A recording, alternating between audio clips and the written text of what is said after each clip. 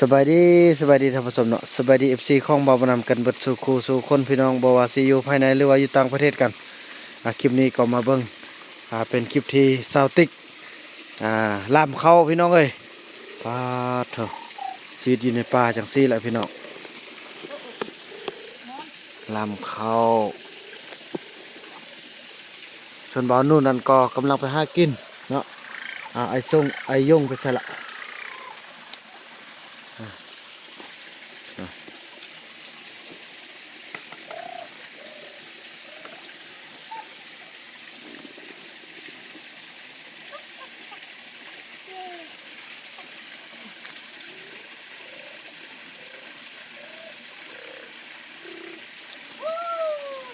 มันนอนเฮ็ดหยัง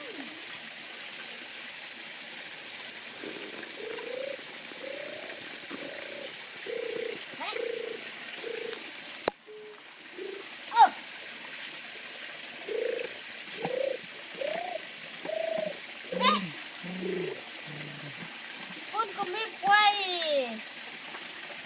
มานอนอยู่ไว้ไป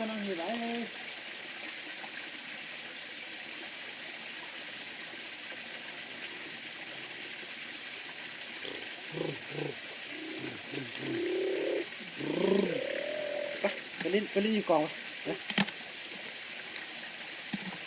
อยู่กองนะไปฟิ้งไฟหนาวเดี๋ยวลงไป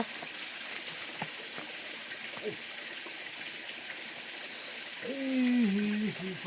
เอาอย่างนี้เนาะหนาวไอ้บนรถ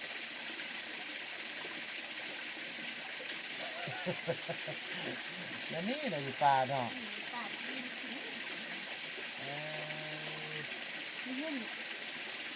เอานั่งดีแน่บุญรอดเงินนำเฮ็ดหยังเนี่ยก็ เงินเฮ็ดหยังเนี่ยเนี่ยสิ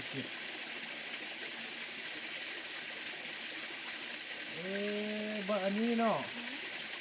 ไอ้ย่าปัดนี่เป็นกันนะปัด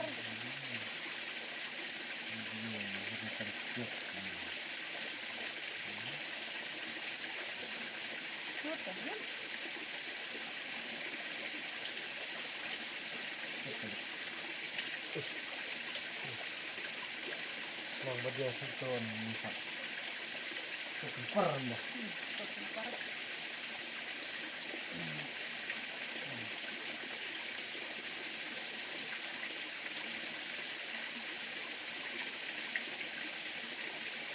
จ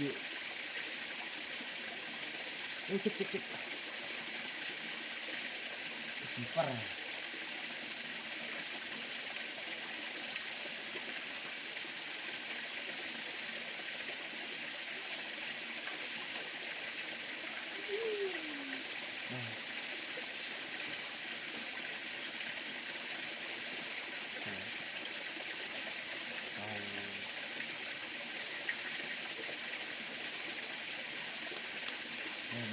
แยกมาละมันนึกอะไรฮอดแม่มอง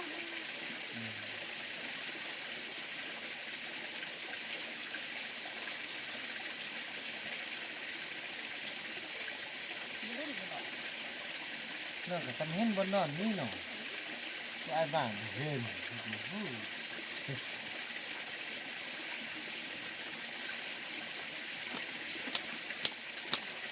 เนี่ยสิตาเก็บปะไอ้เดินไปหากินได้ยังเนาะบ่มาป่านนี้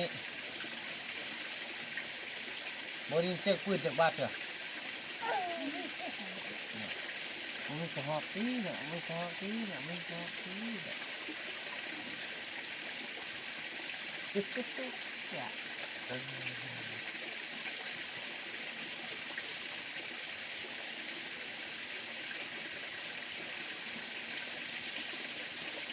ี้เราไปกินอยู่บ้านได้เนี่ยเลิกไปนอนย้อนชั่วโมงก่อนเข้าก่อน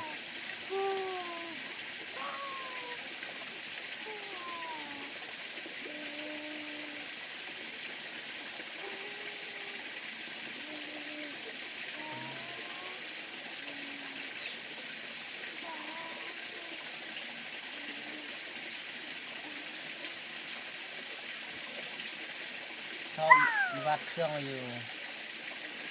ตรงไหนนั่น เฮ็ดบ่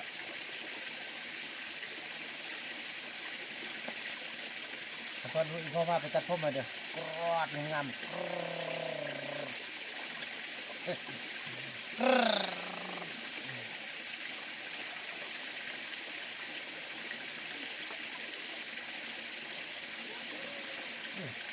พ่น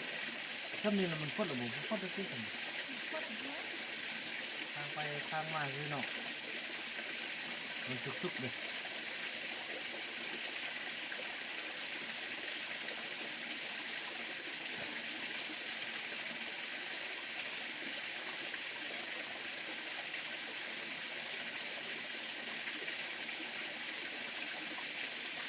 ดำจะเป็นตึ้งเป็นตามสุดบักเอ็ดทำอยู่บ่นำเบิ่งไม่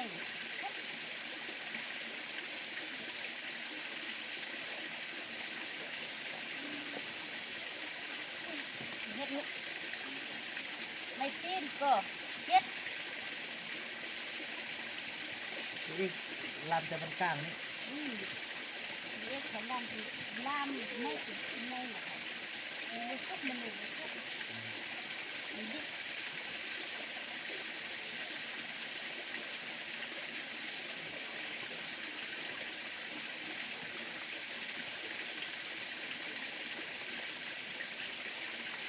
ขนมก็ให้กินหมดแล้วเสร็จละขนมมันเนาะ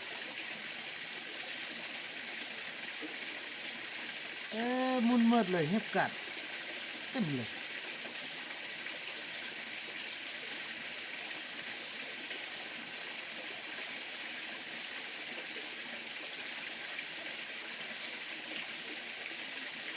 เริ่มแจ้งเข้ามาแล้ว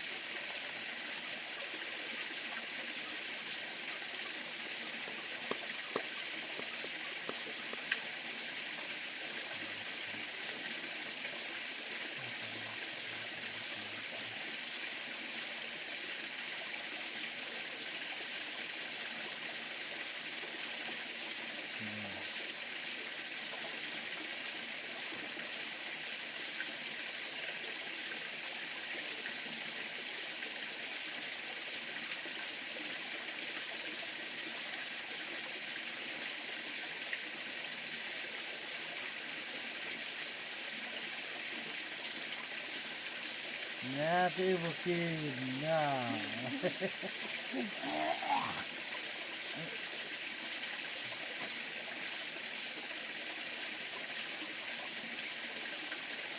น่าที่บุกินนะ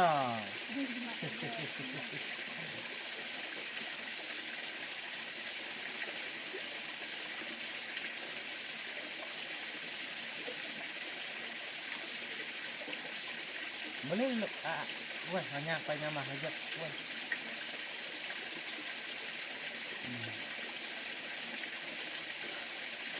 โอ้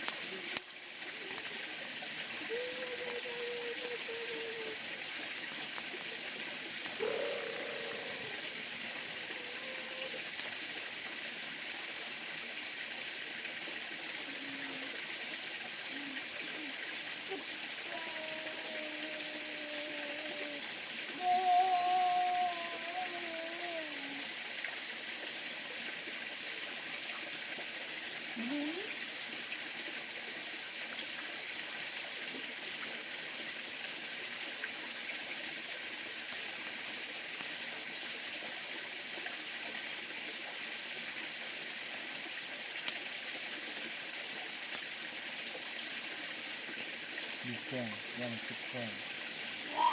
เนี่ย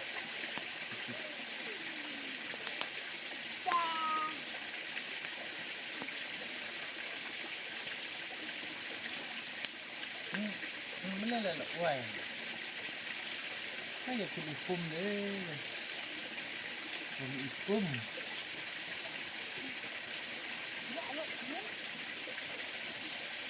จากกัง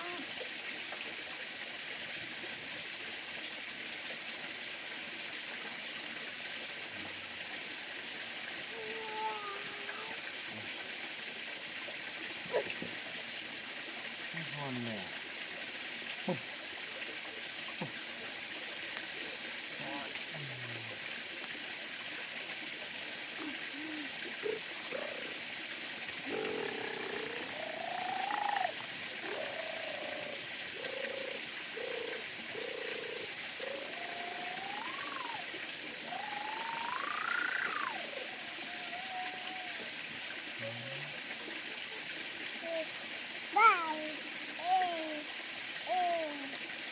พูดแล้วอันนี้ก็พูดแล้วเนาะบัดนี้เนาะ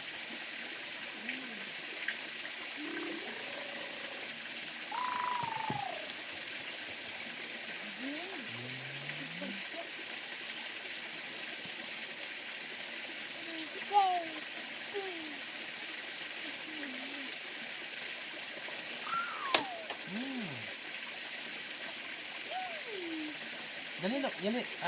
ยันนี่ทุกคนน่ะสุด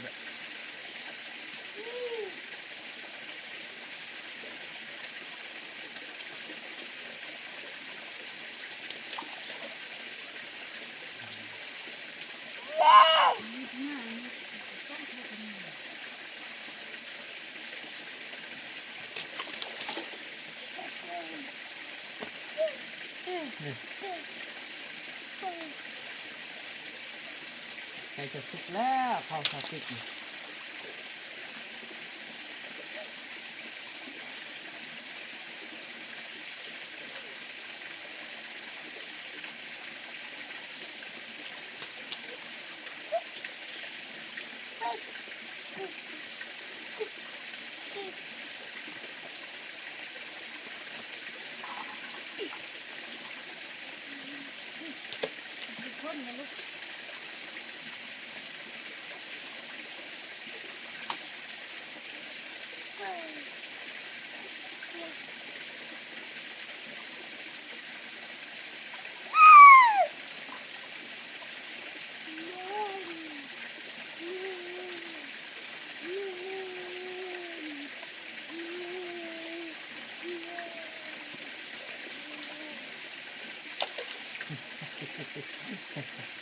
มันเสีย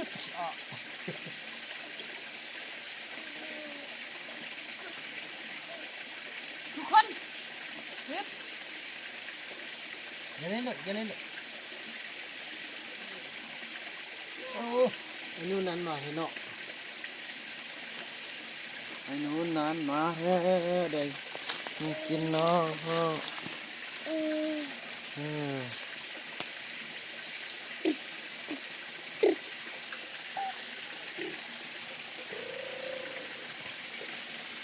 พี่น้องถือว่าคลิปนี้บ่าวบ่นำขออนุญาตจบคลิปกันเพียงซ้ำนี้ก่อนพี่น้องเนาะแล้วก็ว่ากันใหม่ในคลิปต่อไปเด้อคลิปนี้บ่าวบ่นำขอกล่าวคำว่าสบายดี